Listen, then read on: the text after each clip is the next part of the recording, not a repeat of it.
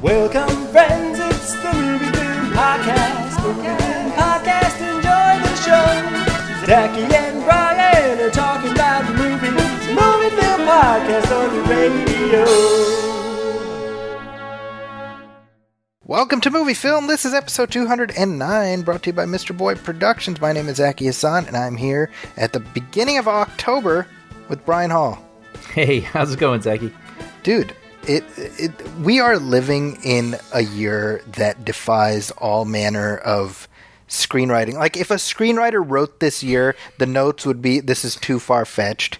You're piling too many unbelievable occurrences into too short a time. Yeah, I agree. I mean, October. Every time we get on here and you're like, can you believe? I'm like, no, I can't. It's true. I just can't. So as we record this, the President of the United States is hospitalized with the Rona.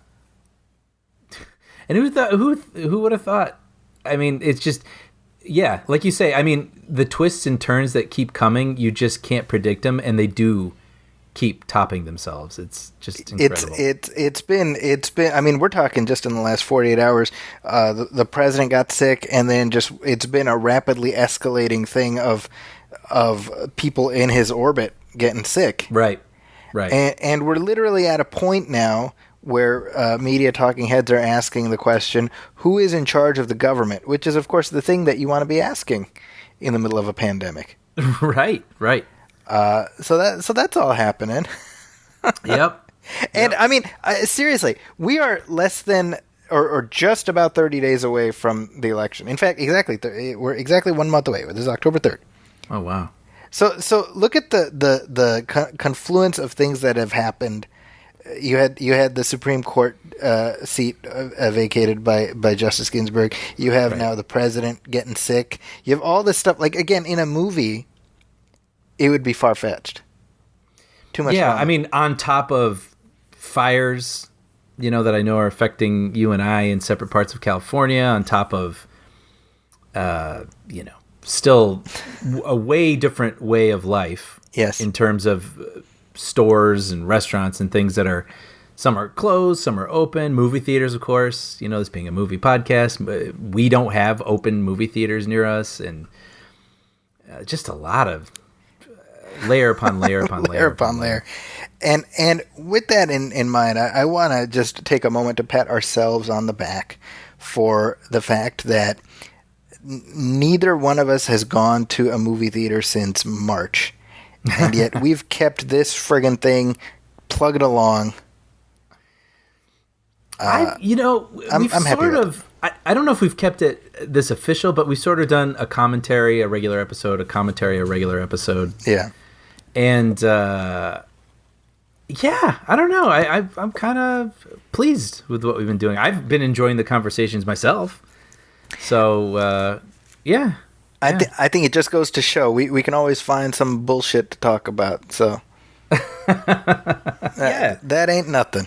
Well, we're watching plenty. It's kind of when we talk about what we've been watching. Mine's a mix of old and new, and so talk to me about that. So, well, I checked out 21 Bridges, which is the Chadwick Boseman movie. Which is was that from this year? Was that last year? Oh my gosh, I want to say last year. It was 2019. It was November 2019. Okay, yeah. But it was on Showtime, and I just kind of missed it. And it was on, and it's like 90 minutes, and I thought, oh, this is perfect. Like, let's do this. Mm-hmm. It's all right. Okay. Have you seen it? I have not. Everyone in it's pretty good. I mean, Boseman's great. Sienna Miller's really good. J.K. Simmons is always good. Keith David's in it, who I love.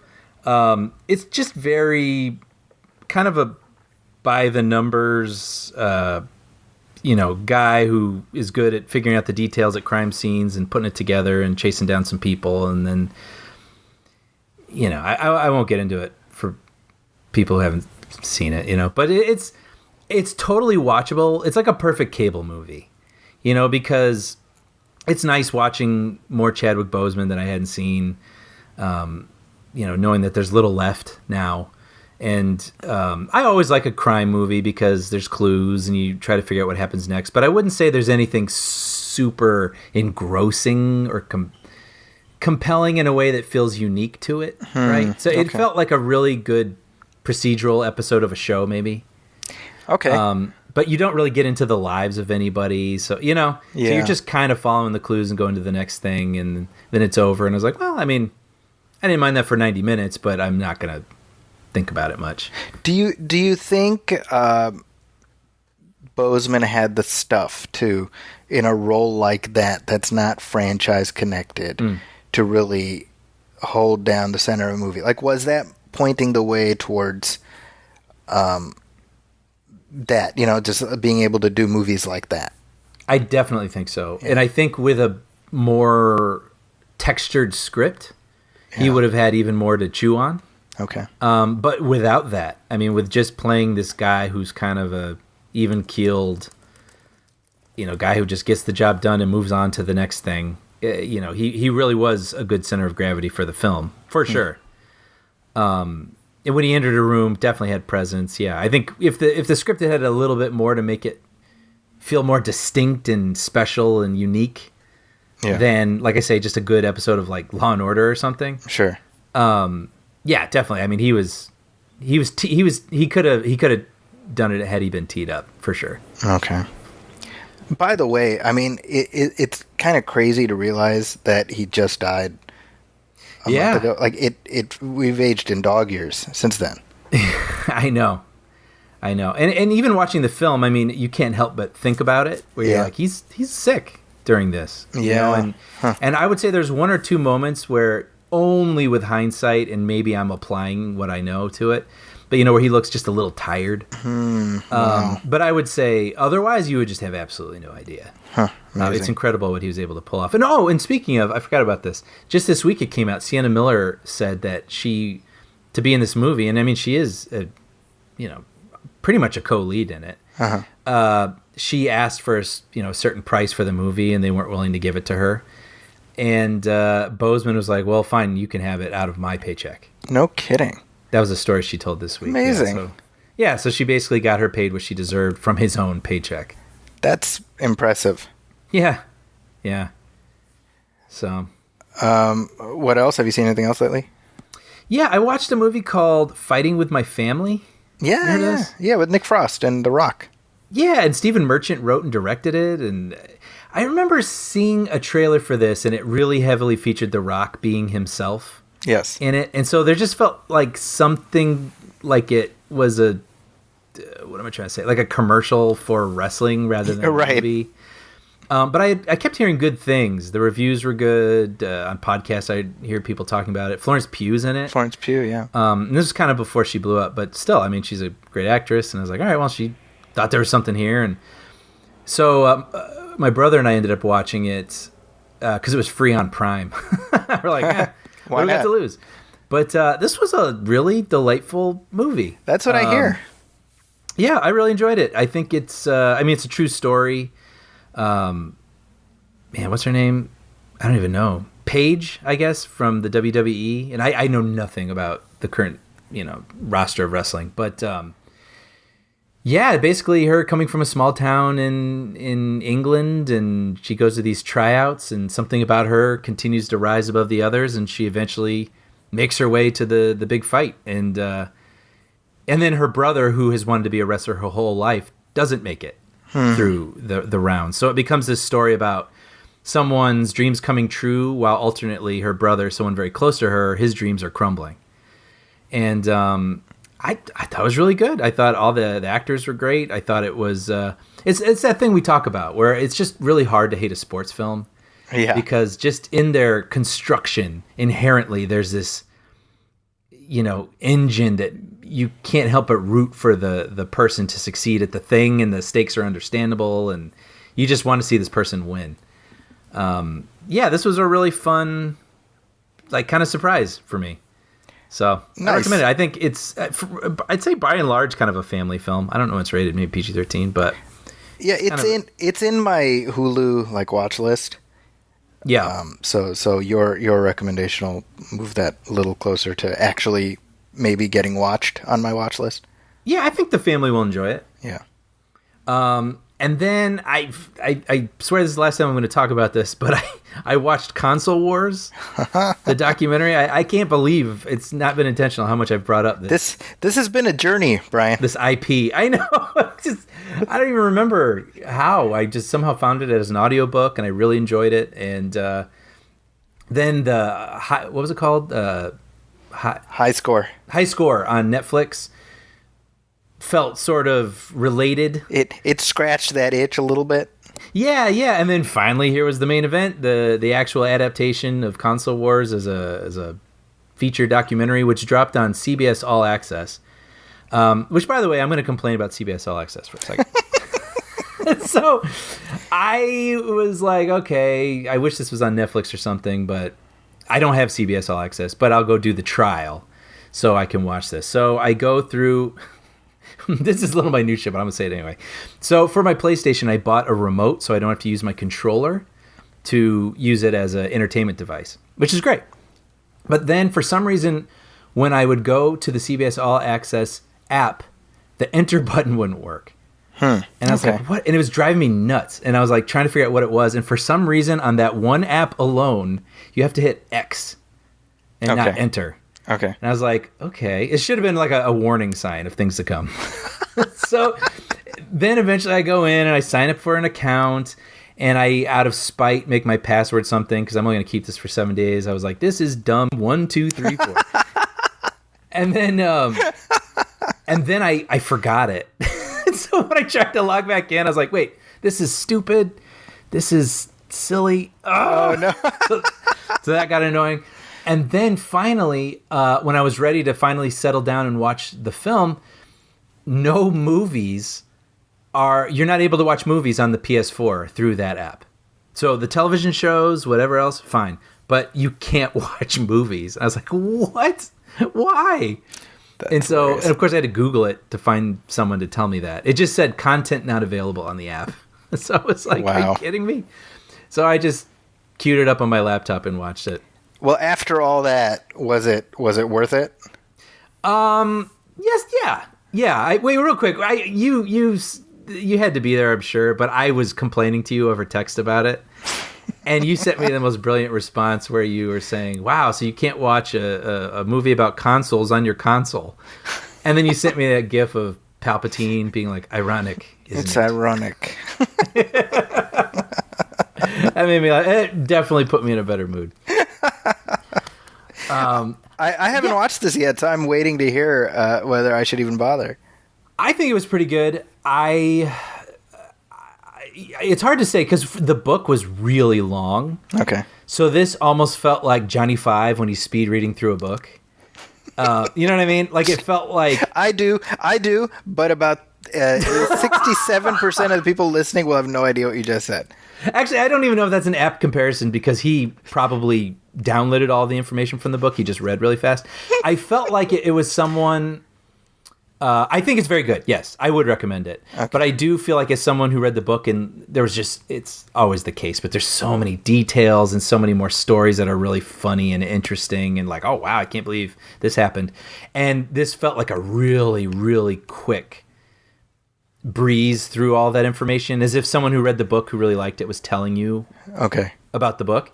So I have to kind of put that out of my head because that's just unfair to the film. But I would say, yeah, I thought the movie did a really good job of getting a little bit more into the nuts and bolts of the Sega versus Nintendo story. Yeah. Whereas High Score would sort of tease it a little bit, but then it would sort of get, in my opinion, lost in these human interest stories that became a little repetitive. And I was like, that's not really why I'm here. You know, I wanted to hear I almost wish this had become a 4-part documentary series. That's what I'm thinking. Yeah, just listening to what you're saying.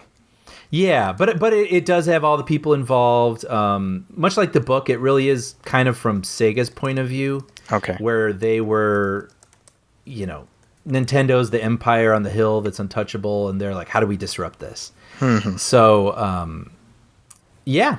Just it was cool seeing all the talking heads and them recalling some stories and shenanigans and and just bright ideas and stuff, but it does go by quickly. It's only about 90 minutes. Okay. But yeah, I would recommend it for sure. And it is on CBS All Access, which is, by the way, as of I think the beginning of next year, it's going to become Paramount Plus. Right. So that's So all the Paramount movies you can't watch on your PlayStation. There you go. Exactly. So you got something to not look forward to, Brian. Yeah. But then finally I watched... Oh, no. Unless you had something else. No, go ahead. No, finally I watched a movie I've been meaning to watch for months now. My good friend Jean, she's always talking about The Outsiders as one of her favorite books and movies and whatnot. And so I was like, man, I got to revisit that movie. And then I saw, as people know, we cohabitate a Voodoo account. More accurately, this is your Voodoo account that you allow me to sort of like stay like a guest house. I'm like your Kato Kalin in your Voodoo guest house. Between Johnny Five and Kato Kalin, I'm loving all the obscure references that like 8 people are going to be like, right on. Right. Well, so this is like, I guess when we were growing up and everyone was referencing old Carson things and, you know, like Tiny Tim and was it Tiny Bubbles or whatever? It's Tiny Tiptoe Tim. Through the Tulips. Yep, Tiptoe Through Tulips. That's right. Yeah, which now means absolutely nothing. But when we were kids, we're like, okay, this my dad knows what this is apparently.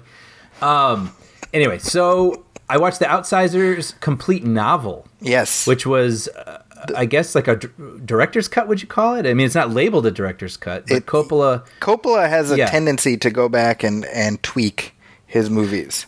I was thinking about this, right? We have the Godfather 3 director's cut coming up. We have Apocalypse Now, like 3 versions of that exist. There's the Cotton Club he recut. Right. Yeah. Right, that's right. And even, you know, the Godfathers where he put them all in chronological order. Yeah, that's right. Right? He likes kind of futzing with his movies. But I had not seen the original Outsiders theatrical cut since junior high, maybe. I think we watched it in school because we read the book. And so I guess what happened was this is a really interesting story for people who don't know this, by the way. A librarian and a school of students were reading the book, and there was an assignment, like, who do you think, if this were ever to be made into a movie, who would you like to see direct this movie? And apparently, according to the story, they all said Francis Ford Coppola, based on Apocalypse Now, which I was like, what are all these little kids watching Apocalypse Now? But anyway. That's interesting because you'd think it would be because of Godfather. Right? Well, maybe that was the most current one, because if the movie came out in 83, Apocalypse Now was what, 79? That was one of his more recent movies, yeah. Yeah, I mean, I don't know. But anyway, so they sent him a letter, sent him a copy of the book, he read it, and was like, okay. So yeah. He made the movie. But when it came out, he was sort of in, I wouldn't call it director jail per se, but he wasn't on a hot streak. And so he had to bow a little bit more to studio pressures, and he cut the film to their liking, which I guess omitted things from the book that students missed, and he put in a more dramatic orchestral score, and it wasn't exactly what he had in mind. And so with this, in the early 2000s, the complete novel is what they call it, he added 22 minutes back in, and he changed the score of the film. So now it's more of this kind of, 50s rock kind of score. Yeah.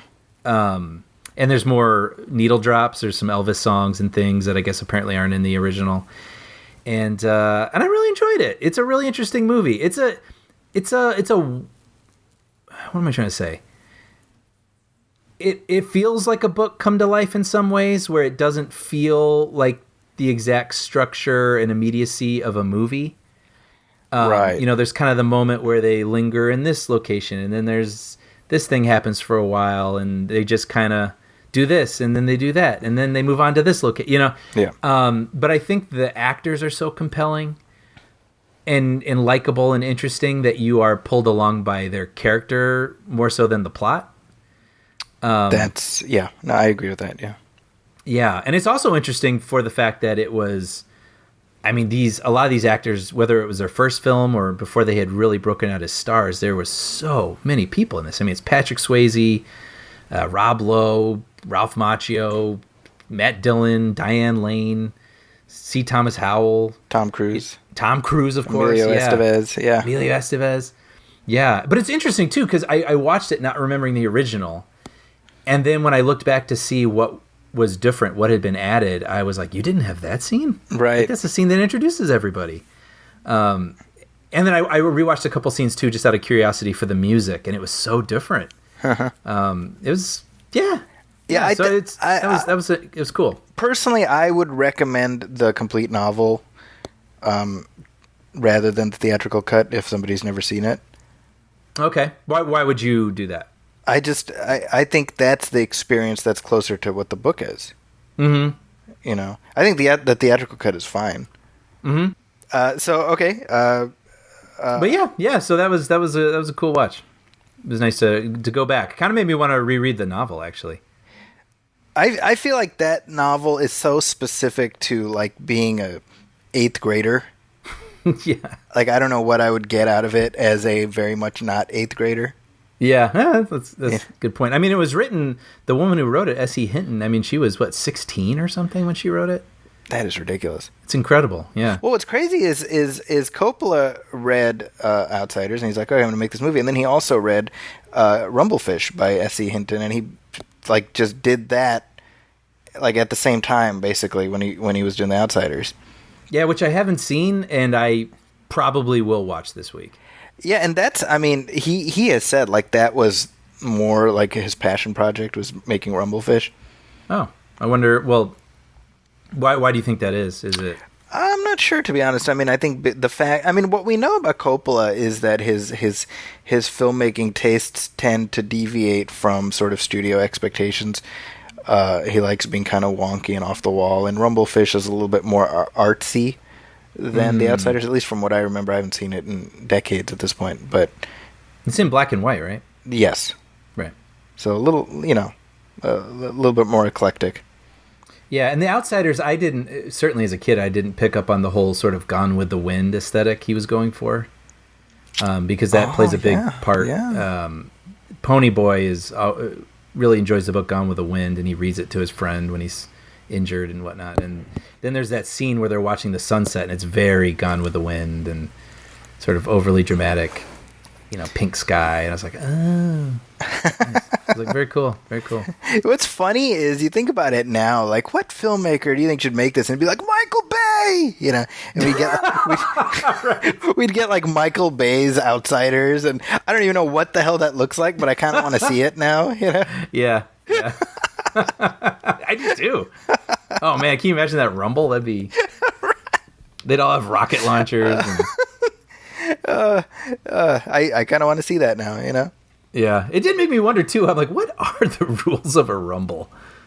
It's just like you just kind of pound on each other for a while, and then you're like, all right. Yeah, there are no rules. Yeah, that's really funny. It's funny you talk about like, you have to be a kid remembering that, and I'm thinking of my perspective. I'm like, how long ago did I read The Outsiders? And I was telling you this before we got on mic. Like I just turned 41 last week, and it's weird to me that being 41, I'm taking it far harder than when I turned 40. Oh yeah. And I'm trying to figure out why that is. Like there's just something about being, you're not just 40, you're past 40. Right. You're in it. Yeah, you're in it. You're in the muck and the mire, and you're not getting out. Okay. Yeah. Well, I mean, yeah. When you're 40, I'm 40, so I could be like, well, I was 30 something last year, right? Is that kind of it? Like now you're surrounded by 40. You know what's weird? I was thinking about this. I was like, there's something about hitting.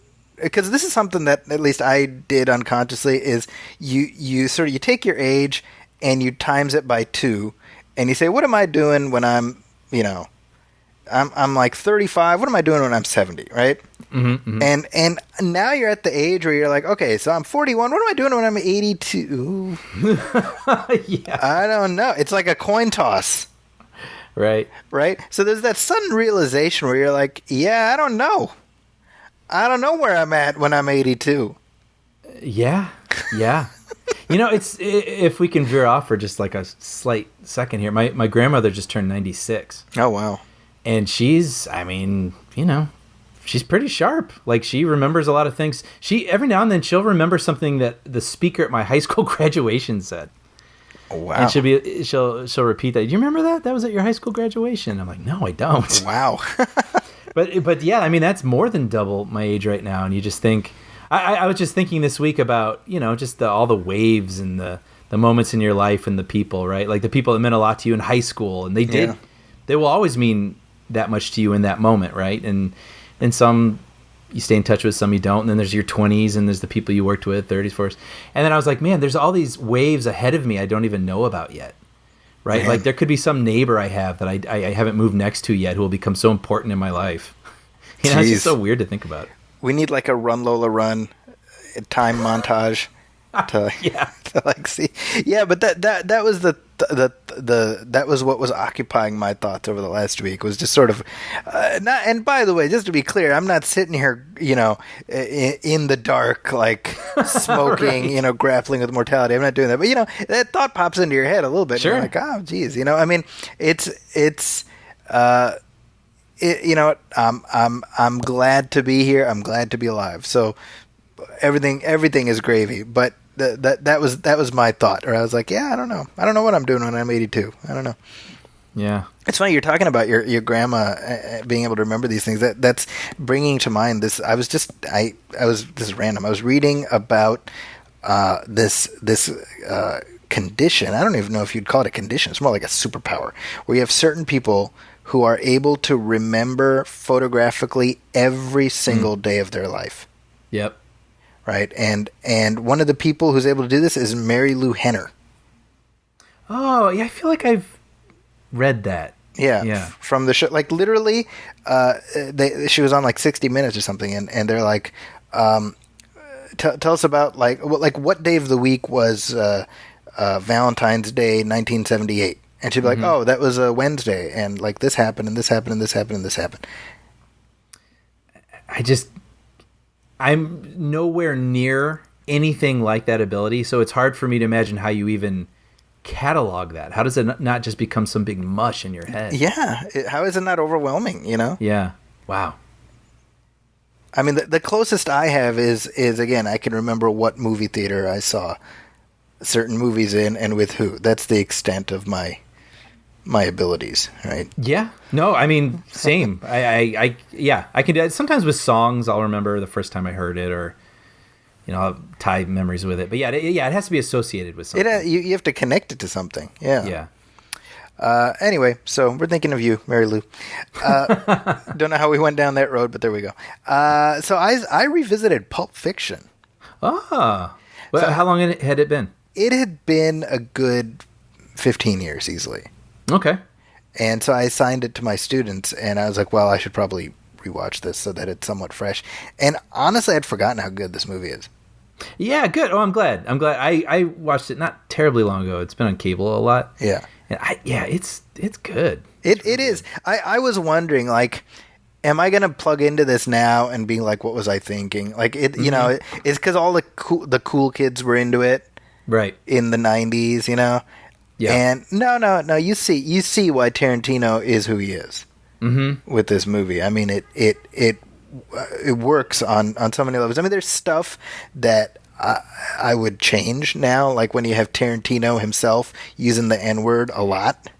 Yeah. I mean, even then I was like, what is he doing? That's like, it very much stuck out to me this time, where I'm like, ugh, right? Which is too bad, because I love that scene. Yeah. Like that whole sequence is great. And then the whole, this is some good coffee. He's like, I know it's good. Yeah. It's just so, I love that. You see. It muddies the water. It does. It's unfortunate. And you wonder, like, again, that wouldn't even pass muster today. There's just no way. But I mean, you can see why that movie launched Sam Jackson into the stratosphere. I mean, he had been kicking around forever. Like it's not like he was some newbie, but I mean, let's be honest. Pulp Fiction is what created the man, the myth, the legend, Samuel L. Jackson. Yep.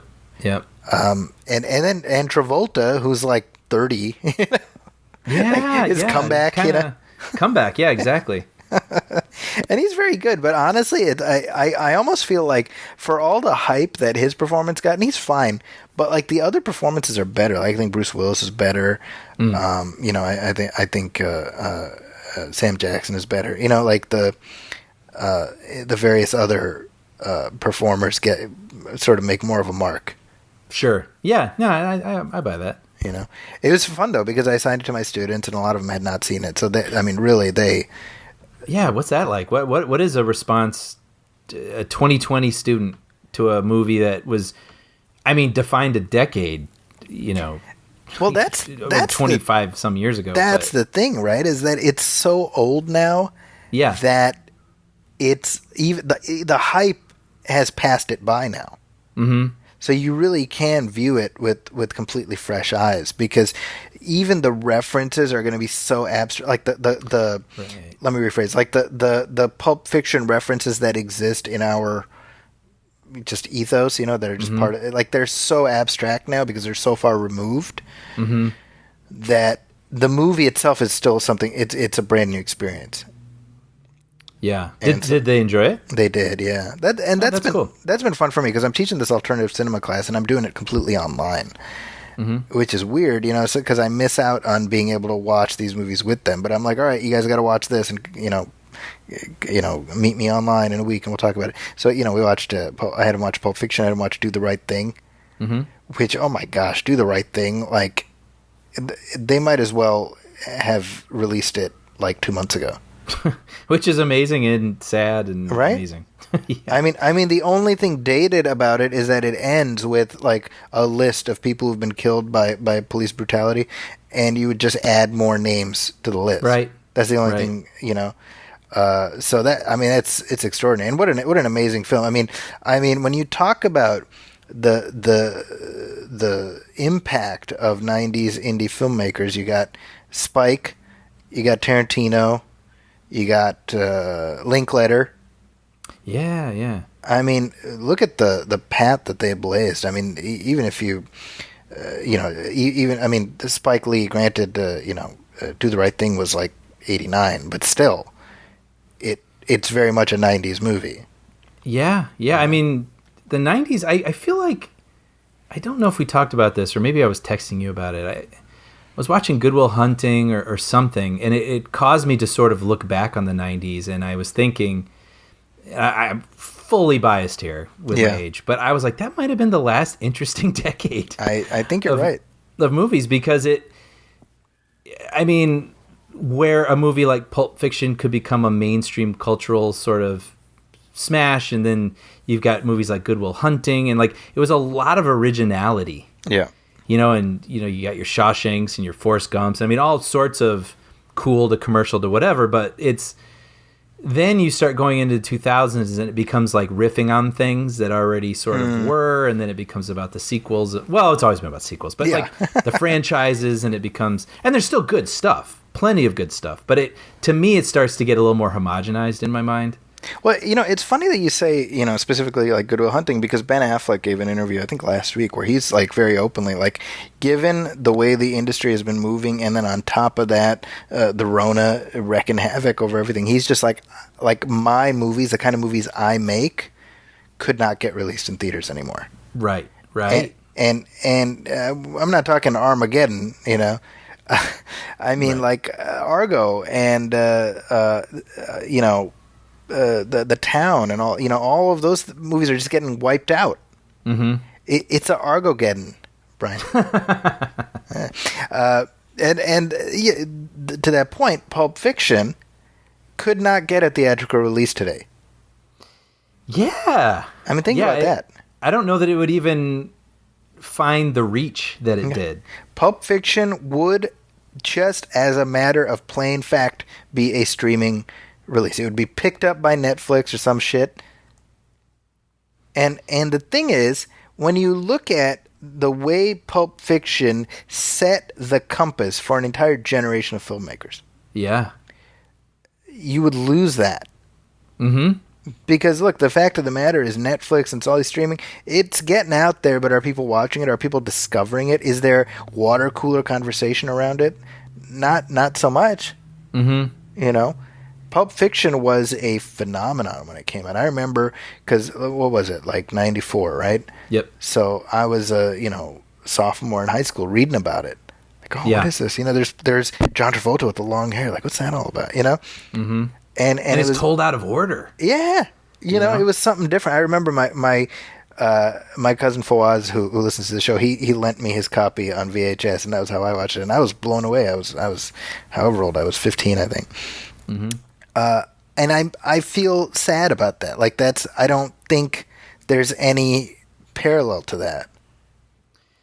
Yeah, it's one of those things where I am sad over it, and I think that is legitimate, but I also am recognizing that sort of the times they are changing. Yeah. And it's not, it just is what it is. I can't say that it's like, oh, it's this awful thing. It's like, that's just the way things are going. In meeting, like Console Wars, I bet a lot of people listening right now won't be able to watch it because they don't have CBS All Access. Right. Or, you know, that movie... or their PlayStation remote isn't working. Or... Yeah, right. Or like that Seth Rogen movie, An American Pickle, which, you know, went straight to HBO Max, and I think there it remains, right? So it's not going to ever, as far as I understand at this point, ever going to be on TBS some Saturday for a bunch of people to sort of find and get inside jokes from it. And, you know, there's just a whole different way for films to exist, and it's way more compartmentalized, and people are going to find their thing if they happen to subscribe to the thing. And so there's going to be fewer and fewer of these touchstones. Yeah. Right? Yeah. I mean, it is a shame, though. Yeah. But man, you're making me think about Pulp Fiction again. You know what's so good about it? It launched a ton of rip-off is so derogatory, but people who are inspired. Let's go from a positive point of view. People who are trying Right. to make their, you know, rip-roaring, irreverent sort of movie. And like Go. Remember Go? I was just about to say Go. Yep. I fell asleep watching Go this past week, and I was trying to stay awake because I wanted to see the rest of it, but I was just too tired. But it was very Tarantino inspired, but it's like good in its own way too. And that was Doug Liman. Doug Liman, yeah. Right after Swingers, so that was, I think, why that got a lot of attention. But what was I saying? Oh, what I love about it is I think people tried to do some of the things that he does in there, right? And I would say two of the strongest things, among many, is the out of order narrative. But it's so successful in that the last act of the movie has a whole different resonance. Yeah. After knowing what happens Exactly. in the middle of the movie. Right. You know what's going to happen later. And so this whole dialogue between Travolta and Sam Jackson, knowing the outcome as they're debating it, you're like, ooh, like it hits in a different way. So it has a purpose. Yeah, and to your point, right? What's amazing is that yes, the nonlinear narrative is a technique that adds layers of context and whatever. But the genius of the film is that if you were to have told it in a linear fashion, it would still work. Yes. Like if we end with Bruce Willis riding into the sunset, well, that's still a satisfying ending. Right. But by essentially using Vincent and Jules as the bookend for the movie, what it does is it takes that Ezekiel monologue and you get to set it up one way and then twist it around the other way. Mm-hmm. And you get this whole different meaning. Like if that scene at the end where Jules reframes Ezekiel, if that occurred, like a third into the movie where it would be chronologically, it wouldn't have the same punch than with knowing everything that's supposed to happen. Right. So it's genius. It's really, I watched it with my wife. She had never seen it before, and she was very pleasantly surprised because all she knew of it was kind of violence and whatever, and it's actually not very violent. It's actually very funny. Yeah, it has these little punches of violence. Yes. And they're just so memorable that Yes. it feels like it's the whole film. It feels overwhelming, yeah. So a big thumbs up for Pulp Fiction from 1994. Yeah. You little You're welcome, leaguers. Tarantino. That's right. There's another movie I watched. I just watched this last night, On the Basis of Sex.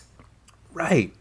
Did that come out last year? It was, I want to say 2 years ago. Okay, with Felicity Jones. And, yeah. Felicity Jones, Armie Hammer. And I was remembering that there was like a meet and greet with Felicity Jones and Armie Hammer that I missed out on for whatever reason. And I was like kicking myself in hindsight for missing out on that. But of course, Justice Ruth Bader Ginsburg passed away just last week. And so my wife was like, oh, I want to know more about her. And I was like, oh, you got to watch this movie. It's, it's quite good. And have you seen it? No, I haven't. So it is good.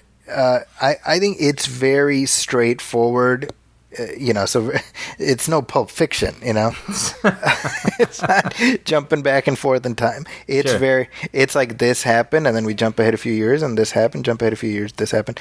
And I think that's fine. So as a good overview of what she accomplished in her life, it's very good. Obviously, the performance is very strong. It's not exceptional, but I think it's very solid. Sure. Great A performance. good if you are looking to learn more about her life and her journey, you think it succeeds in that way at least? I very much so. I mean, I think Justice Ginsburg as a person sort of became this pop culture fixture, right? Mm-hmm.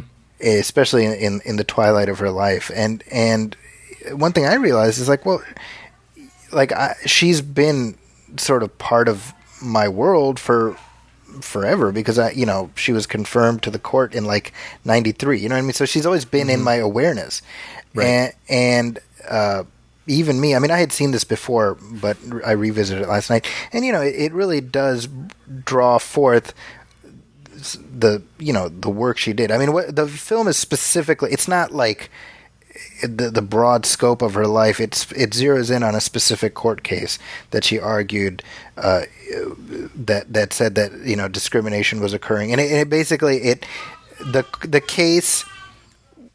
She was defending a man who tried to claim as for tax purposes like certain home care expenses, and the court was basically like, no, you as a man can't claim that because that's something a woman would do.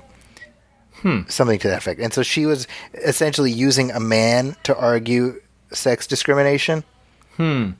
And it's kind of a novel way of attacking that problem. And then, of course, it ended up, formalizing this idea that, you can't have gender discrimination that way. So, obviously what she accomplished is very important. And I think the film takes on an extra poignancy now that we know that she's gone. And, there's this contemporaneous battle playing out for who's going to occupy her seat.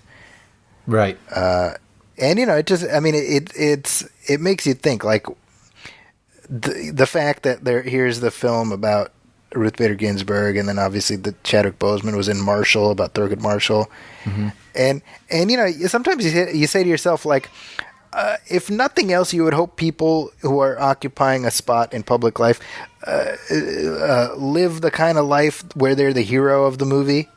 Right. If that makes any sense, Right. Like, you wonder, like, does Mitch McConnell ever wonder, like, what am I going to be the hero of my movie? Like, no, you will always be the villain. Like, Right. So you think about that. I don't know, but I would recommend it if for anyone who's looking for like a window into who she was. I think it's nice. It ends in a kind of a cool way, where you see Felicity Jones walking up the steps to the Supreme Court, and then by the time she reaches the top, it's the real Justice Ginsburg.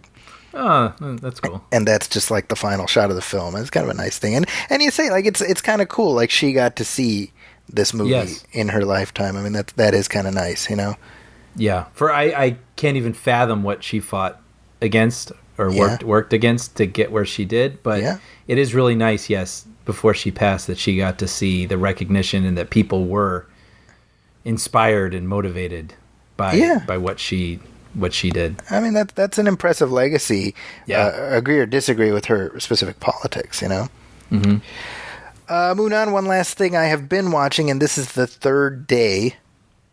Okay, I don't know this. So this is an HBO miniseries that it's a Jude Law thing, at least for the first portion. You may have seen the ads for it. Yeah, I think I saw an ad for this. Yeah. So this is a show that I'm watching for IGN. So I'm doing weekly reviews of, and so as I'm recording this with you, we are halfway through. So it's a 6-episode thing, 3 episodes in, and it's pretty rough, man. It just feels like HBO's kind of coasting lately. Right? It does seem like that. Like, they haven't really zazzed with anything really phenomenal. It's been a minute. It's been a minute, yeah. And I feel like they just, I mean, hit. Yeah. And then maybe I mean, obviously, it's tough to make a hit. It's not you don't just make hits. Make me a hit, HBO. Exactly. But I wonder if maybe they were a little more discriminatory, and they're like, okay, well, this, yeah, we can see that, but we can't quite crack it, so let's just focus on the thing, and then they found the things, they cracked them, they became whatever, but they were mostly movies, but they had shows on Sunday night. But now it feels like they're really trying to build up their, we are not just, I guess they've always been a network, but, with HBO Max and whatever, they want to offer all sorts of content, Netflix style. And so then you kind of have these things that may not be as realized or as impactful as your Sopranos, Game of Thrones, whatever. And it's funny, Brian, because so this is the first time I've ever reviewed a TV show. Oh, okay. So, let me rephrase. I've reviewed TV shows, but usually I watch either just the pilot or I watch the whole thing at once. But this, I'm doing a weekly, episode by episode, and that's been interesting because they gave me, HBO sent me whatever the first 5 episodes, but I'm not watching it that way. I'm watching it week by week because I'm like, well, that's how people are watching it, and that's how I'm doing my reviews anyway. And what I'm realizing is I'm 3 episodes in, and it's I'm running out of ways to say I'm bored. I don't know how many ways to say that. How am I supposed to get 700 words out of that every week? Right. The premise is it's set in the UK, and you got Jude Law, and he's dealing with some shit. And as Jude Law does on occasion.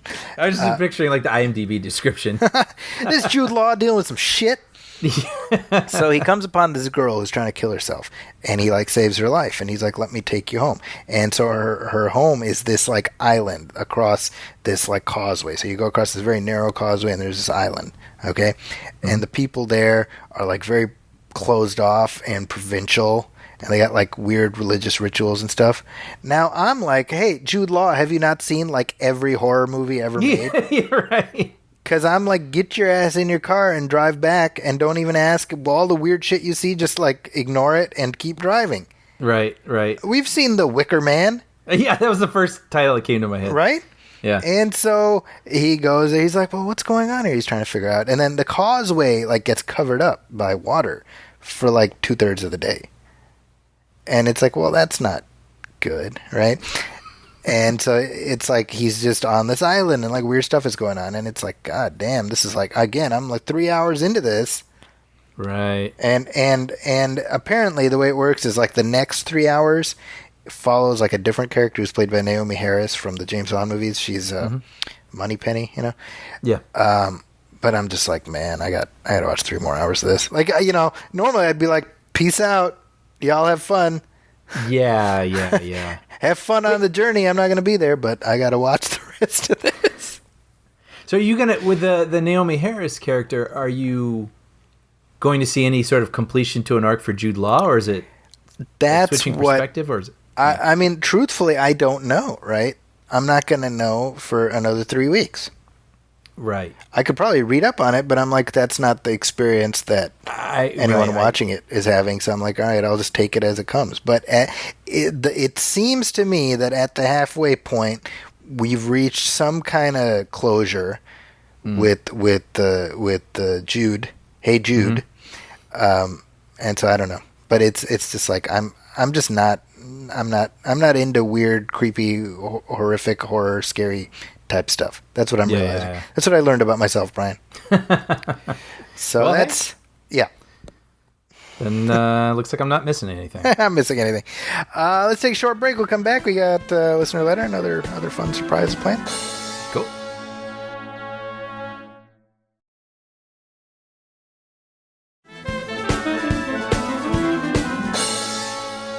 And we're back, and we got a letter here, Brian, from Corey Hebine. He emailed us at moviefilmpodcast@gmail.com. Cool. And he says, hey, Movie Film Crew, first, I'm very sorry you're unable to go to a theater to see movies yet. I'm in the Chicagoland area, and they have opened up here. Actually, I didn't know that. I didn't know that either.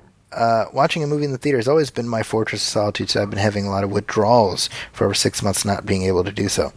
Though the movie I saw wasn't that good, New Mutants, it didn't matter. I sat there in the dark with my popcorn and Coke and enjoyed the shit out of the 90 minutes. I will pray that you will be able to go soon. Well, first of all, Corey, F you. No. No, I'm just kidding. No, I'm looking forward to that. I'm very much looking forward to that. I can very much relate to what he's talking about. You know what's funny though, Brian, is we got a drive-in here about half an hour away, and they are playing Tenet.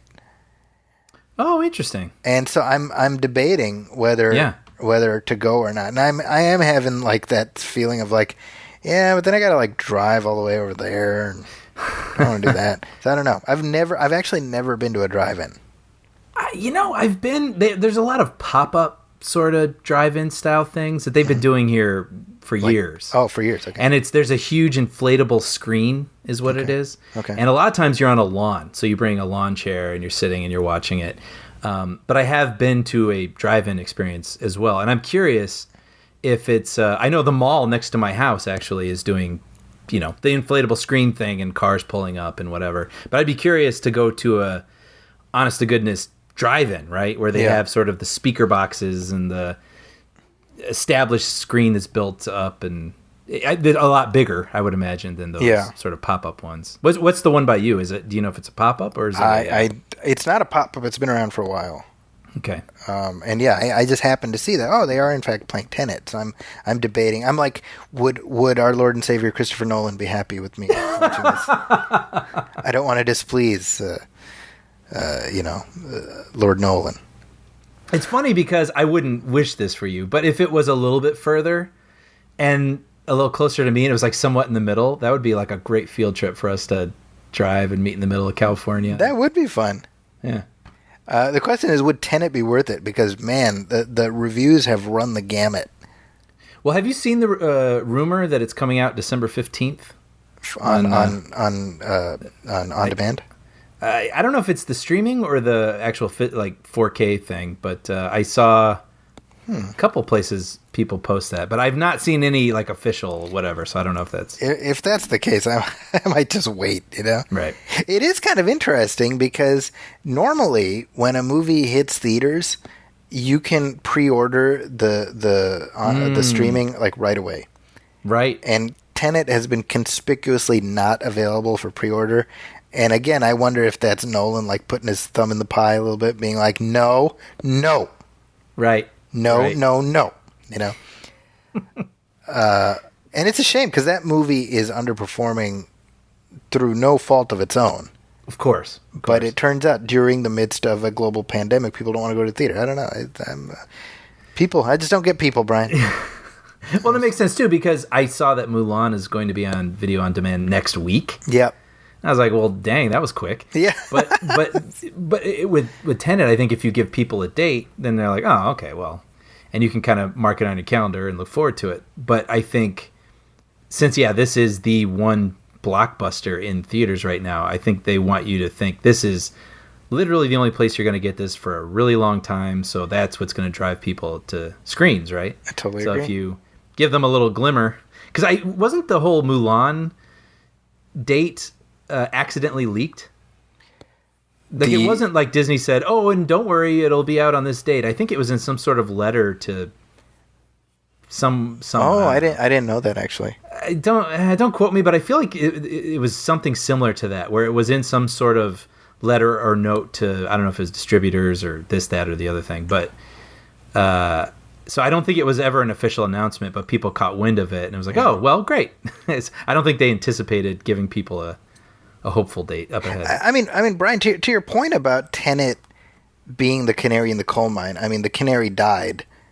And right, and that's why, I mean, the entire release calendar has been shuffled yet again. Yep. Just yesterday, they said James Bond is going to be opening in April. Right. So so dramatic moves. Not that sort of shuffling that they've been doing all year. I mean, it's just a dramatic, like, fine, screw it. Yeah, so it was supposed to be November. Well, it was supposed to be like March. April, yeah. April, November, and then April. So a full year they moved that. And, all the Marvel stuff has been pushed a year. They've moved Fast and Furious even further. I think it was supposed to be March, and they pushed it to May. Mm-hmm. So this year is a total wash. Yeah. But the conversation you and I keep having is when the movies are ready to be released, will there be theaters to release them in? I know. That's the sort of catch-22 of it all, isn't it? I mean, I've been thinking about this a lot because like right next to me, we got a beautiful AMC that's part of the mall. I mean, the whole mall was remodeled to account for this AMC, and that sucker has been shut down, locked tight as a drum since March. Well, who's paying the rent? How are they paying the rent there? Yeah. No movies, no concessions. And my understanding is at least here in the Bay Area, certain theaters are going to start reopening, but they cannot sell concessions. Oh man, I mean that's their lifeblood. That's how they make their money. But also, if I was in a theater full of people eating and sipping cokes, and I wouldn't feel crazy about right. that. That's the paradox. Yeah. So we could have a scenario where next April the MGM folks are like, "All right, guys, here we go.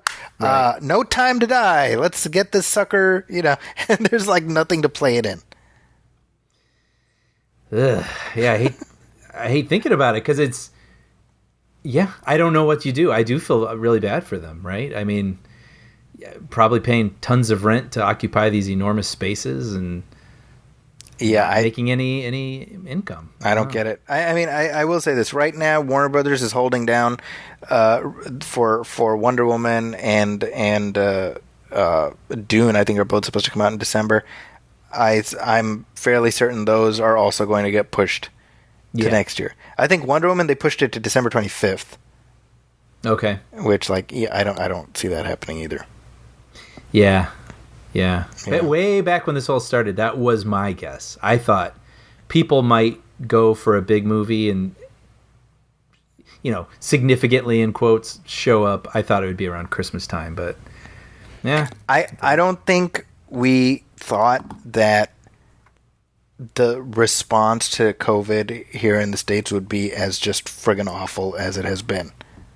I know. I don't mean to get all political, but I mean, let's be real. Like all of this could have been not avoided, but minimized substantially. And that's not pie in the sky. Look at other countries. Mm-hmm. Look at other countries. New Zealand, Italy had a very bad spell. They came out of it, and the fact that stuff like wearing a damn mask is deemed a political badge is just insanity to me, and it's frustrating because of, big picture, going to see movies is like pretty low on like the importance scale. Of course. But it didn't have to be like this is the point. And even though theaters are open in other parts of the country and people are going, they're not open. Let me rephrase. They're not bringing in the numbers of viewers that can, justify releasing the big movies. And if the big movies aren't coming out, then the theaters have a problem. Mm-hmm. So everything's connected. Yeah. And it's just. I just think of, again, we say movies aren't, high on the scale of importance and whatnot, and they aren't. But at the same time, there's a lot of lives invested in those industries. Yeah, right. Right? So, I mean, their livelihoods absolutely tied to all of these things. And I, just the other night, I drove past this sushi restaurant, and my friends and I used to go there every week. We knew our server. I mean, it was like our place. And it had not been opened in a while, and I finally drove up just out of curiosity and looked inside, and all the tables are gone. Oh, I mean, man. it's over. The place is over. And geez. we knew, the guy who ran the place. I mean, you go in there, it was all familiar faces, and it's like, so it's easy to just sort of read, restaurants are shutting down and this percentage and whatnot, but it's just so many lives. I mean, those people have to find something else to do now. And so likewise, the filmmakers, people who run movie houses, all the employees, it's just, it sucks. Yeah. Anyway, there's more from Corey. He says, from listening since the beginning, I've gathered that you both are not the biggest horror fans. That is true. Yeah. That is accurate. But I would like to know, what are some of your favorite horror/suspense movies? What is your ideal horror film? Do you prefer a specific genre when you do watch them? Slasher, zombie, vampire, Pirates of the Caribbean. Keep up the great work. Keep up the great pods. Your conversations always make it feel like I'm in the same room chatting away with friends. Thank you, Corey. Yeah, thank you very much. So we actually did an episode of this show right when we first started. So Yeah. October of I remember. 2012. And we're like, let's talk about horror movies. And we're Yeah. like, we don't have any horror movies to talk about. Right. And it was like 90 minutes of awkward silence. I think that's what that episode was. So first I want to say I do not recommend going into the archives and listening from the beginning. No. Corey, like, organically has in fact listened from the beginning, but for anybody listening now, like, hey, let's go back to 2012 and see what they were saying. Please don't. Yeah. Yeah, no. It's you're not going to find much. It's But I do not remember that much. it was us. I think it just felt like when we were starting, it's like, well, it's October. Yeah. We should talk about something spooky. Yeah. Yep. And then when we got on air, we're like, I got nothing. So I am not a big horror movie fan. Yeah. But I think I've said before, I am a big fan of George Romero zombie movies. Mm-hmm. That's like one area of gore and horror that I have always enjoyed. But I don't like all zombie movies either. I feel like there needs to be a little bit of wit around them, you know. You know, I'm like, I can't think of a modern zombie movie that's really worked for me. Dawn of the Dead, the Zack Snyder one. Sure. It was fine, I guess. But I'm trying to think. I mean, like, I like Hitchcock, but I don't think he makes horror movies. Would you consider Psycho a horror movie? Yeah, I could be persuaded. It's like borderline, right? But I wouldn't initially put that in the horror I movie mean, section. it is Oh, a yeah, it would. slasher movie, right? It is, right? Yeah. Yeah, I guess it is. I don't, I like Psycho. I actually just recently, just by chance, I didn't know we were gonna have this discussion. I watched Psycho 2 and 3 for the first time. Oh, are those any good, or what's the? You know, Psycho 2 is How actually do you extend the story? so Psycho 2 is actually quite good. Ah, really? Yeah, more than I was expecting. Okay. I mean, it's no patch on the original, obviously, but I think it does a nice job of, as you say, continuing that story. So, you know, you've got Norman Bates, you know, is freed from the sanitarium after however many years, and he's like, I'm sane now, I'm not crazy, but of course everyone's like, yeah, right, dude who dressed like his dead mom, you're crazy. Right? So It's a lot of that, and Anthony Perkins is like fantastic in it. The third one is still it's okay. Wait, so is he? I mean, he's Fine. out. You're saying he's trying to convince people now that he's out that he's better, but is it sort of? But is he? Kind of a plot, or Well, I'm not going to tell you. okay? Because- I really love it if it's like then he started working at a Home Depot or something, and people are like, oh, I don't know that guy. Like, just I in mean, the real world. it's kind. I mean, he's like working at this diner, and people are like, I don't know that guy, you know. Okay. And the reason I'm not telling you is because I would actually, I would recommend watching Psycho 2. I think it's pretty good. Man, well, with that recommendation, I was not expecting that, and I will check it out. Yeah, I think the second one is worth watching. I think the third one is okay. Okay. That one actually was directed by Anthony Perkins. Oh, You know, so I think it's worth watching to just sort of see. I mean, who knew Norman Bates better than Anthony Perkins? You know, sure. and so it's a window into that particular world. So the first one obviously stands on hallowed ground. The second one is, I was going to say it's like Jaws 2, but I think it's better than Jaws 2. I think it's a better Really? sequel. Okay. Because Jaws 2, I think the problem with Jaws 2 is you are stretching for a premise. Mm-hmm. And so you have to kind of do like a wash, rinse, repeat of the same movie. Whereas Psycho 2, you say, well, okay, what happens to Norman Bates after he gets out of the mental institute? Well, there's a premise there. Right. There is a story that's worth tracking down, you know? Mm-hmm. There's actually a fourth one that was like made for cable. Okay. And that one I have not seen, but I read about it, and it's like Norman Bates calls into like a you know, Frasier like type show, you know, and he talks about his childhood. Oh, okay. And- Sounds like and the it- series kind of. Yes, although different in that the series kind of does its own thing, but yes, and it has Henry Thomas is young Norman Bates. Really? So this is like 94. Oh, sorry. Henry Thomas. Yes, Elliot. Elliot, yes. I was thinking Henry Winkler. Not Henry Winkler, although I kind of want to watch that movie now. Yeah. No, Henry Thomas. So it's he would have been in his 20s by then, right? Oh, I see. Because this is like 93, 94, something like that. Okay. When was Psycho 4? Let me look that up so I don't embarrass myself. Psycho 4 was 90. I'm sorry, it was 90. 90. Okay. So, but Henry Thomas is so it's Perkins telling the story of his youth, and it's Henry Thomas as young Norman Bates. That one I have not seen, but 2 and 3 were not bad. I would definitely recommend the second one if you ever get a chance to watch it. Okay. It's too bad that Psycho 4 didn't come out after 94, because then it could have been influenced by Pulp Fiction, and it could have had like surf music. Yeah, see? It's funny actually because my wife was watching Bates Motel, completely separate from Psycho. She had not seen Psycho, and the final season of Bates Motel is like their remix of the movie Psycho.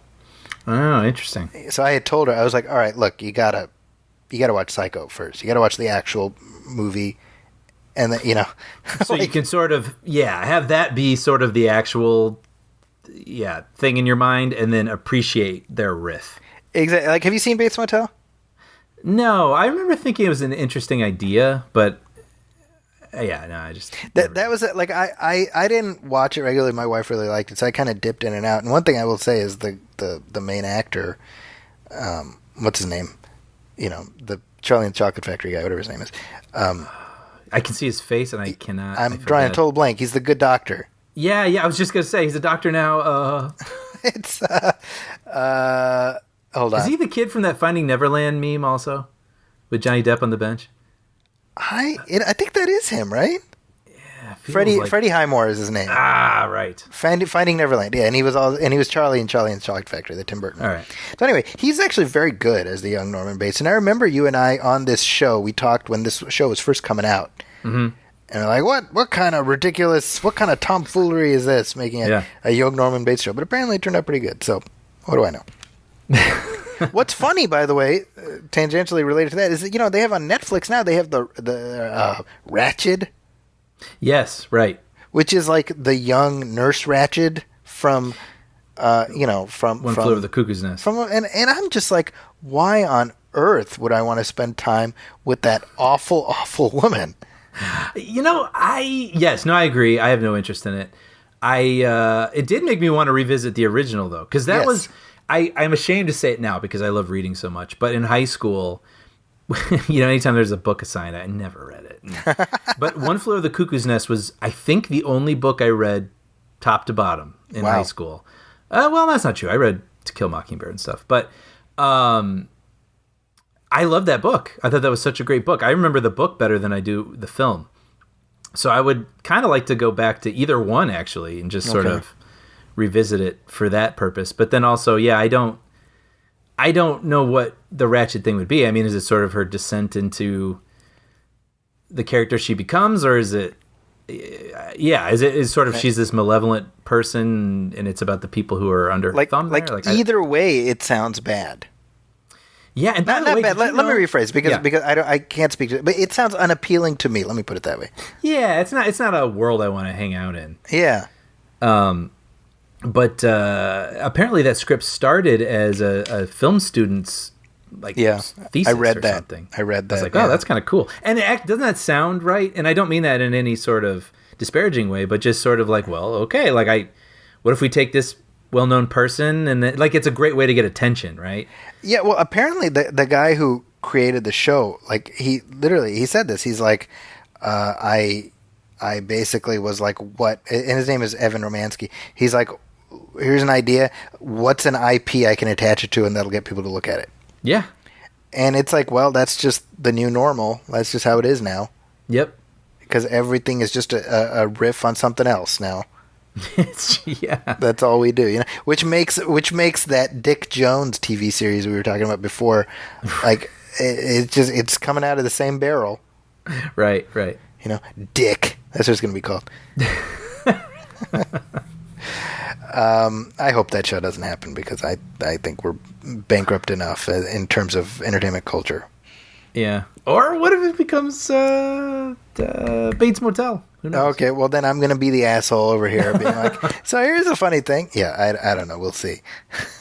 Yeah.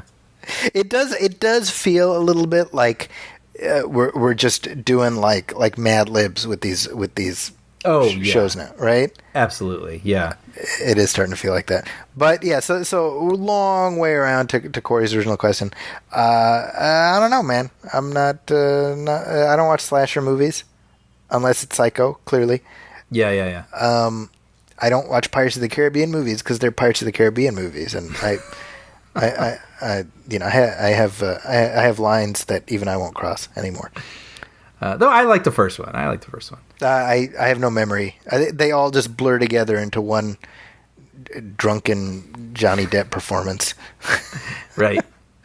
Well, I wanted to actually be able to answer Corey's question, so I did. I tried to think about it, and I wrote some of the stuff down, and I realized I agree with Zachy. I don't like slasher stuff. Like I don't like gore. I don't like people being. I don't mind people being chased, but I don't like people being tortured. Like where the point is not will they get out, but how are they going to die? Like that I'm not very interested in. But I like feeling uncomfortable, I think. I like sort of the suspense, tension stuff. And I also like when something unnatural enters a normal space, which is kind of the same thing we always... ad nauseum, it's a drinking game at this point. When I talk about something out of this world in your backyard... which tends to be, I like the sort of positive versions, but I was looking at these, it's sort of the negative versions too. The Sixth Sense is a good example. Sixth Sense, well, for me, I wrote Attack the Block, which I loved. Oh, yeah. So what if kids, actually tried to fight off aliens, and not nice ones? Poltergeist, I've always enjoyed, because it's kind of like, hey, that's my house. What would happen if this thing, messed up my house? And then Blair, I wrote down Blair Witch, even though I don't think I would watch it again. And I know, people sort of joke about that movie now, but I mean, when it came out, it really was ahead of its time in that where we weren't completely inundated in internet culture. There was like a really small window where it was like, is this real? Well, right? I mean, found footage was not ubiquitous. Like it wasn't a genre yet. Yeah, right.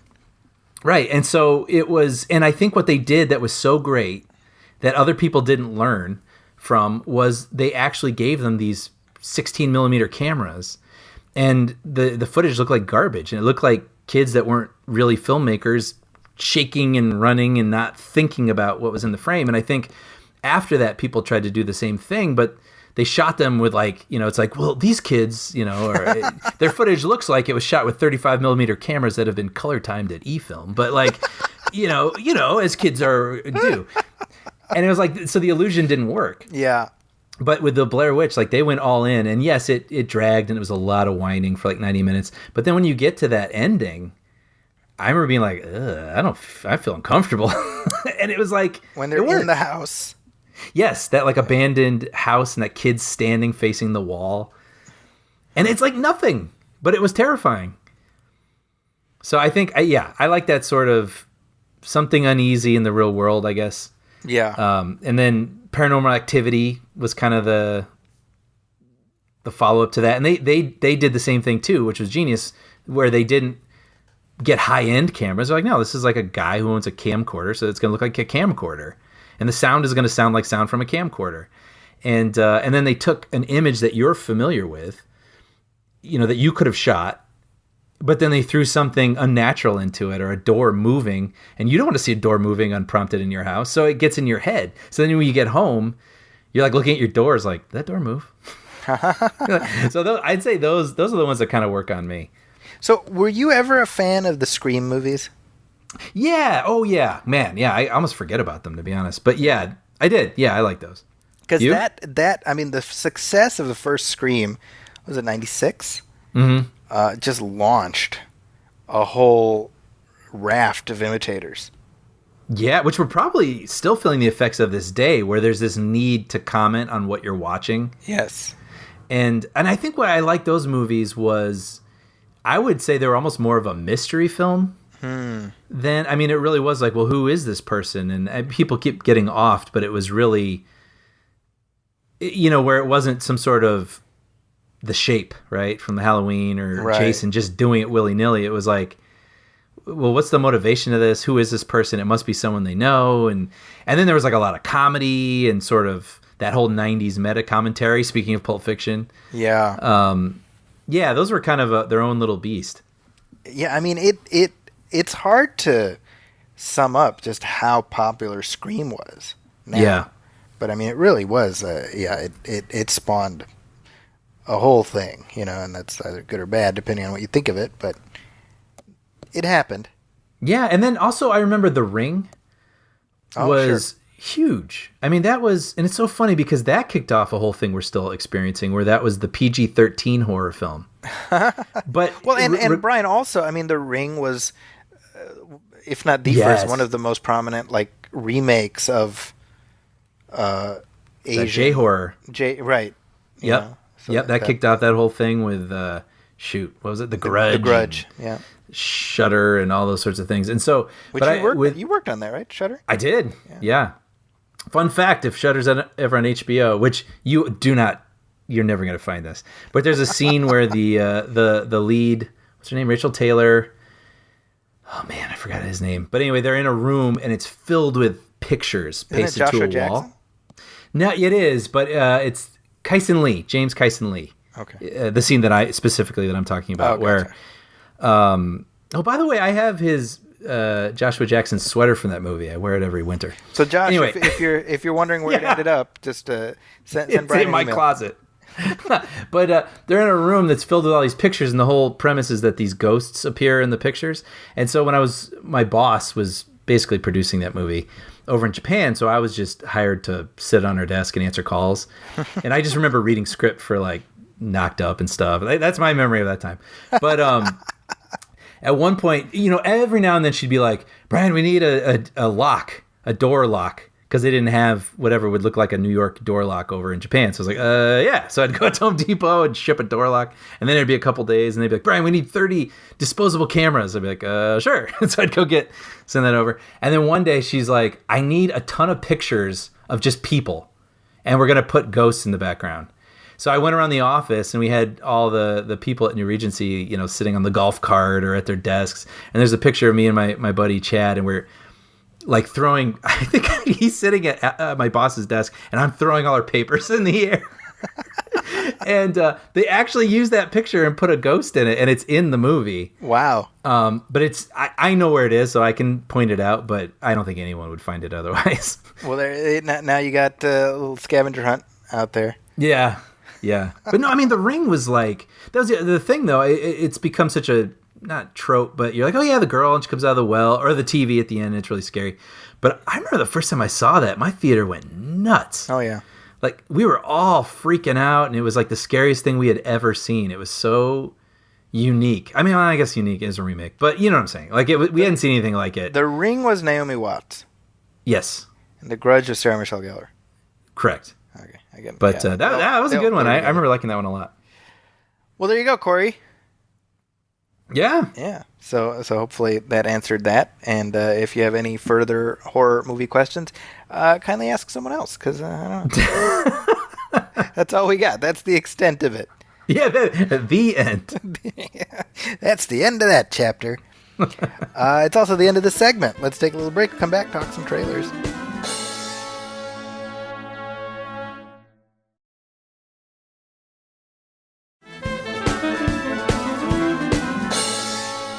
All right, we are back, and Brian, you know what else is coming back?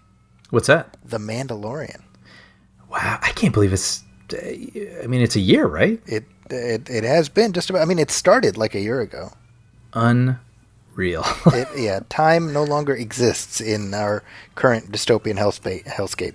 Yeah, when they announced season 2 and saying it was going to come in October, I thought, oh yeah, it's a ways away. We'll get there. Yeah, but here we are. It's less than a month away. Yeah. So this is the way. Thank you very much. So let's play some of the audio from this trailer, and then we can unpack it. Show me the one whose safety deemed such destruction. You must reunite it with its own kind. Where? This you must determine. The songs of eons past tell of battles between Mandalore the Great and an order of sorcerers called Jedi. You expect me to search the galaxy and deliver this creature to a race of enemy sorcerers? This is the way. All right, so Brian, I'm just gonna say, like, I'm gonna watch this, of course, Yeah. but I had a weirdly like bipolar reaction to this trailer, in contrast with everyone else on the internet who seemed to sort of like orgasm at once. yeah. And I was like, all right, yeah, that's fine. Yeah, me too. I actually, when I saw we were going to talk about it today, I was like, oh, I haven't watched that. I need to watch this. So I pulled it up and I was like, oh wait, no, I did watch this.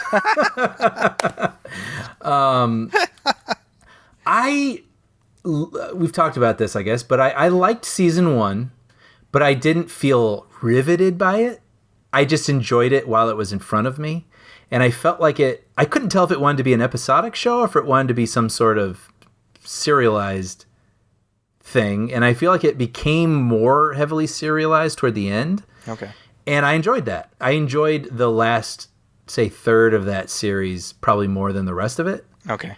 When it became sort of about the chase and the escape and the characters sort of banded together and right? Yeah, right. Like that was what I really enjoyed. So I'm wondering what season 2 will be like. I think if it can become this really compelling, I mean, it looks like the whole thrust of the trailer at least is, all right, well, we got to get this child reunited with its kind, which I guess is Jedi. And like, great, let's do this. And if that can be a really compelling, 8 or 10 episodes, I'm totally in. And if it becomes sort of an episodic thing again, I'm sure I will enjoy the scenery and certain things that they encounter. But I just don't find myself gripped by it. And I'd like to be. Yeah. I wonder if we are just aging out of the demographic for this. I am willing to consider that, but I also feel like I feel like if there was I love Star Wars. I still love Star Wars, and I feel like if there was a story that made me, I think he's an interesting guy. Never even really seeing his face, he's still interesting. I know that was a complaint for some, and never bothered me. And they struck gold with the little, I'm going to call it Baby Yoda. I know it's not Baby Yoda. But just the two of them together, yeah, great. And if I can just really, really care, and if I can really get invested in what they have to accomplish, I totally get into this. Yeah. Like, I'm not going to watch it, but I'm definitely like, okay, well, I'll watch it when it's there, And to some extent, I wonder if that's just like Star Wars fatigue going on. That could be too. Right. Though I will say, in the trailer, when it showed the Bantha, yeah, out on some desert planet, I was like, ooh, yeah. So the imagery still does it for me. You know what's funny, by the way, is a couple weeks like before this trailer dropped, IGN put it up on YouTube. They're like exclusive, new trailer, whatever, Mandalorian. Yeah. I was like, oh boys, come on, let's watch this. And they show like Tatooine, and then they show like the Sarlacc pit, and you see these like footsteps leading away from the Sarlacc pit, and I'm like, holy crap, guys! Like, look, it's Boba Fett. Boba Fett's gonna be in the second season, and then. And then you see Slave One like flying off into space, and you're like, "Holy crap!" And then Rick Astley starts playing. Oh, I was gonna say I don't remember this. Yes, and I'm like, guys, we just got Rickrolled by IGN. But Bravo! It was masterful. I was over here feeling like an idiot. I was like, was I like glazing over while I was watching the trailer? I mean. I'm like IGN. Why would IGN? It's not April 1st or anything. And, I'm usually pretty good at spotting, like, the fake trailers. Yeah. Completely rickrolled. That's great. Not to say that won't happen. We don't know. Sure. There might. I think they even said Tamora Morrison is going to be in this season. I think they said, right? Oh, that's cool. So I'm down. But it's just I felt weirdly out of place with the amount of excitement I saw online. Because I was just like, well, I mean, it looks fine. Like, Yeah. It is funny because I guess there was some controversy a week or so ago because people were there were rumors that Pedro Pascal is going to leave the show. Why would he? Why- It's like that- the easiest gig in the world. That's what I'm saying. I'm like, y'all, that is not Pedro Pascal under that suit. Like 97.8% of the time, it's one of his stunt doubles.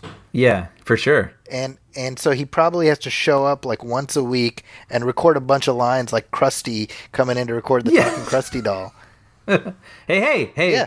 hey. And he gets top billing. Are you kidding me? Right. So, of course, on, they're like- on one of the most successful streaming shows out there. Yeah, nominated for Best Dramatic Series. It's Yeah, first, yeah. You know. So I think they had to put out that fire. But I was like, well, he would be insane to walk away or to demand more money given how much work he's probably putting into that. So anyway. Right. All right. So you know what's funny though is while we're talking about Star Wars, you know, there was also this interview that Daisy Ridley gave a couple weeks ago to Josh Gad. I didn't see this. Yeah, he and on his, I think it was on his Alone Together, whatever that show is. Mm-hmm. And so she was talking about how even when she was making The Force Awakens, they had no idea like what Rey's backstory was going to be. Oh, I see. Oh, yeah. I think I saw this. I didn't realize it came from. Like one of the things they were thinking about was Rey Kenobi and all this stuff. Sure. And so that just like relit the fandom fires all over again. Right. Because Yeah, all I of this bet. has happened before, it will happen again, and it will never stop. No. And I say again, like, how do you not plan something like that out? Oh, I know. How do you leave that as a, we'll figure it out when we get there, Right. And I feel bad for specifically for Daisy Ridley, John Boyega, and Oscar Isaac because they look, every time they talk about it, they look so entirely done with ever having to talk about Star Wars again. Yeah, I bet. I bet it was. Yeah, and obviously, I'm sure they had feelings, right? And that's the whole thing with Crystal Skull when Shia LaBeouf just actually said what he was thinking, and that didn't go over well. So I'm sure with them, it was like, look, you got to go out there and act like, you're happy about every decision, even if you don't like it. And yeah, I bet that took a toll, and they're ready to be done with that. It's funny because Oscar Isaac, obviously he's got Dune coming up, and that's going to be a nice role for him. But he's playing Francis Coppola. Yeah, in a movie about the making of The Godfather. Dude, sign me up. I want to watch Seriously. that. That's going to be like a Paramount Plus thing, I think, right? Oh no. Is it? I don't know. Brian? We'll figure it out. Let But me see, actually, I'm curious. I think I'm gonna watch it on my laptop. So Barry Levinson is directing it, but Oh my gosh, that's great. Jake Gyllenhaal as Robert Evans and Oscar Isaac as Francis Coppola. Dude, sign me up. Right? And Sign you know me what's up. funny is I read the premise. I was like, that sounds like a Blacklist script. And wouldn't you know, it's a Blacklist script. Oh wow, that's almost becoming a genre unto itself, isn't it? The sort of the making of the thing, where it's what's the other? You got Mank, the David Fincher movie about That's making right. Citizen Kane, and you've got, gosh, there's tons of them. I can't even think of the you Hitchcock tell me, movie. Didn't Wait, you what's that? tell me about a Star Wars one, like from Chewie's perspective, or from Peter Mayhew's perspective? Yes, which is I believe a Blacklist script, which is very good. I think it's out there. You can find it. I loved it. It's great. So yeah, clearly, like all these actors, I think are going to end up doing fine. But it seems a shame that this role that should have a certain amount of joy affiliated with it, Right. is just this forever. Like, but you wonder, will 20 years from now will we see a repeat of what happened with the prequels? Yeah. You know. I don't know. And it's funny too, but I mean, now you're making me think of Harrison Ford, and even with a beloved character, he could find little joy. Yeah, right. So who knows? That's a good point. So here's another trailer. This is for WandaVision. Let's go ahead and play that. It's twilight time. Out of Wanda and Vision, aren't we a five-pair? This is our home now. I want us to fit in. Oh, this is gonna be a gas! Where did you two move from? How long have you been married? And why don't you have children yet? Our story. I think what my wife means to say is that we moved from... Moved from where? Married when? Damn it, why? Oh, Arthur, stop it. Stop it. Stop it. Stop it. So WandaVision, this is also Disney Plus, and Yes. and this is going to be released this year. Yeah. So did this ever get shut down, or was this? I think this was done, Okay, well that's good. but the plan was that the Falcon and Winter Soldier was supposed to come first, Oh. right? Okay. And that got shut down because of the pandemic. So I think they've resumed filming now on that. But this, Yeah. I mean, this will end up being the only MCU thing released this year. Wow.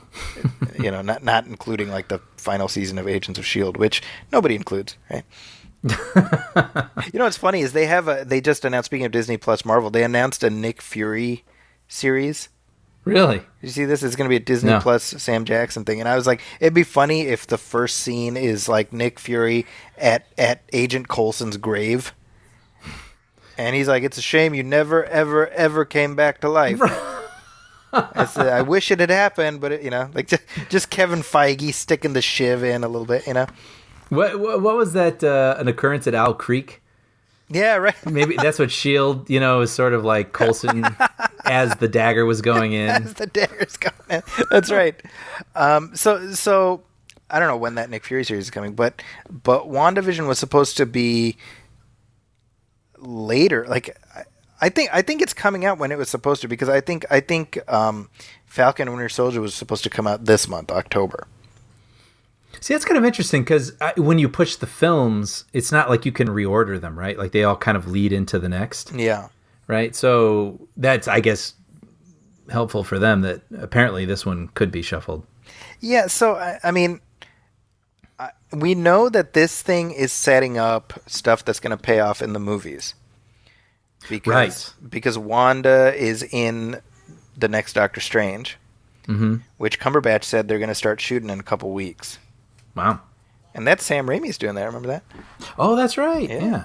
So That'll be cool. Yeah. I'm excited for that. Yeah. Especially after we just watched Darkman, I'm ready for Yeah.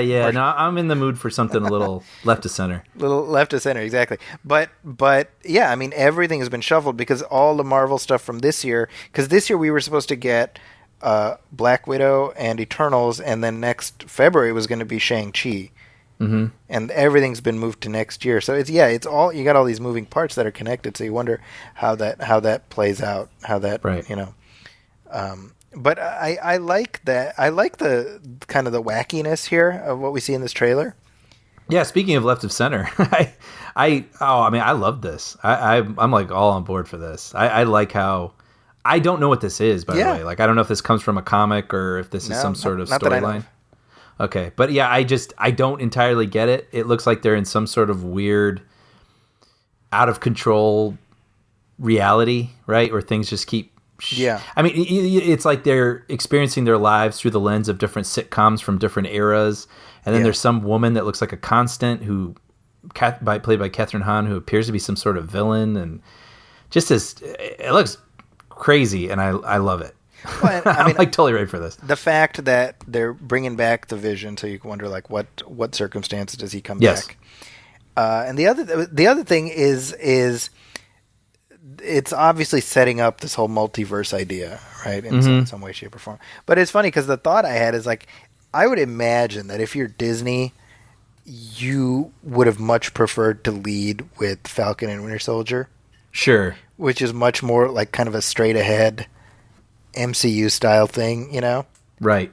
Because this, it's like, it feels like it's relying on being like the fans plugging in. You know what I mean?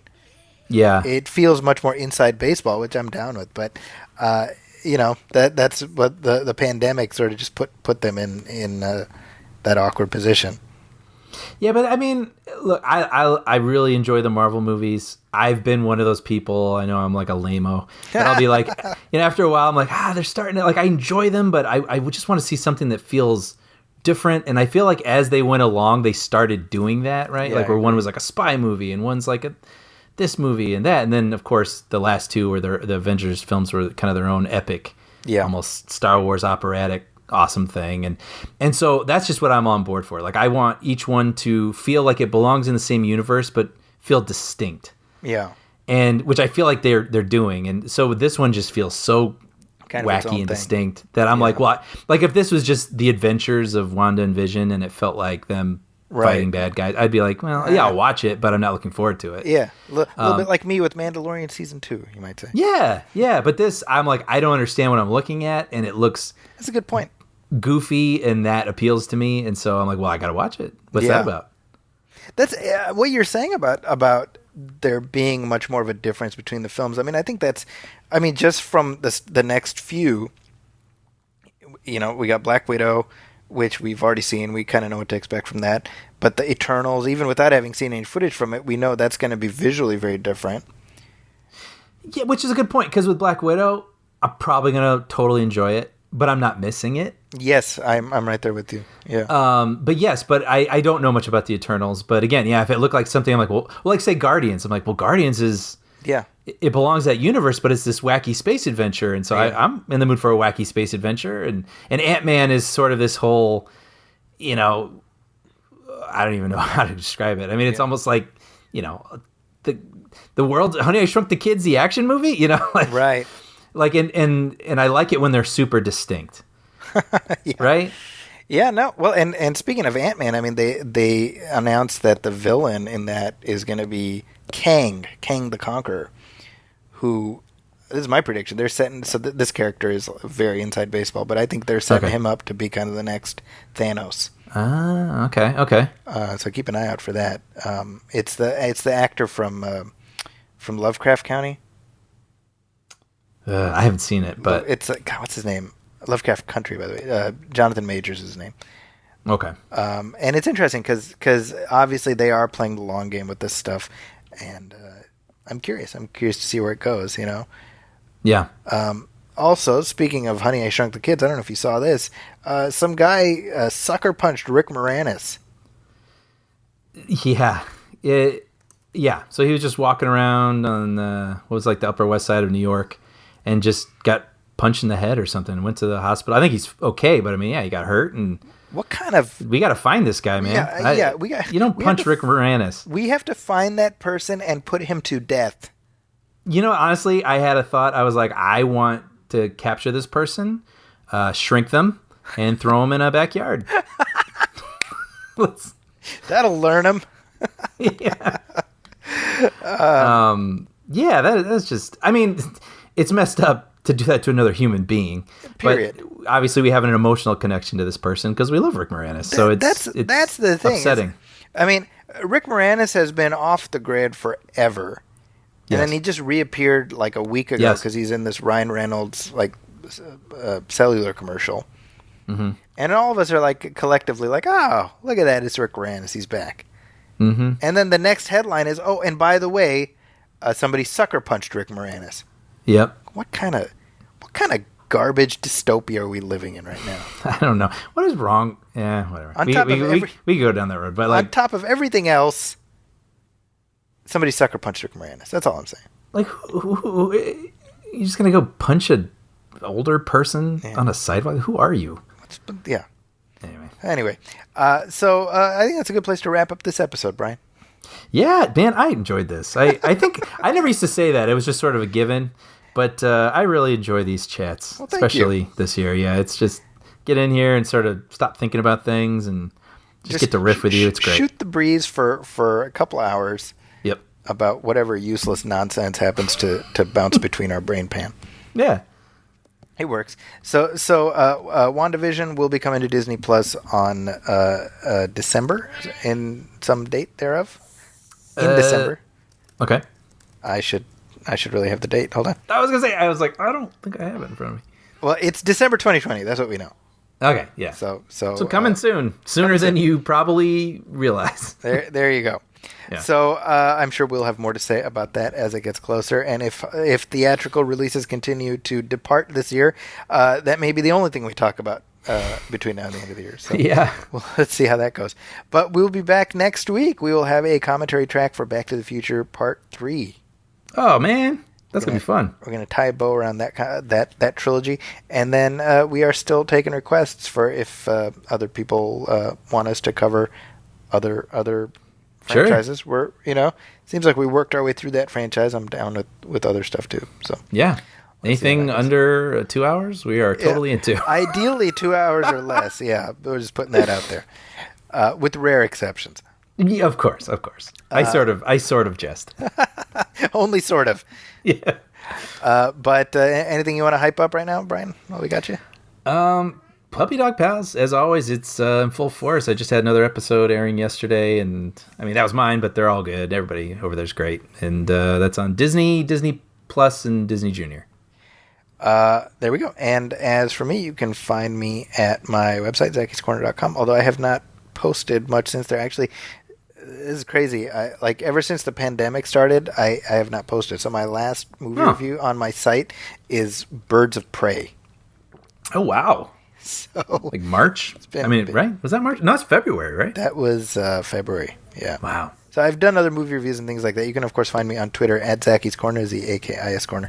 And, of course, my writing is appearing at IGN and also at the San Francisco Chronicle. Got some cool stuff coming up on both sites. And, as always, if you have any questions or comments for us, you can email us at moviefilmpodcast@gmail.com. You can also hit like on our Facebook page, facebook.com/moviefilmpodcast, and message us there. As always, please go to iTunes and leave a review, leave a star rating. Christmas is coming in like 3 months. So the perfect Christmas present for us is to go to iTunes and leave a review for this show. A positive review. If it's a negative review, then obviously that's a terrible present. Yeah, that'd be a lump of coal. That would not be a good present. But if you have something nice to say, please say it so that the world can see. And we will be back soon, like I said, with our Back to the Future commentary and then with our next regular show. So on behalf of my partner, Brian Hall, my name is Zackie Hassan. This has been Movie Film 209.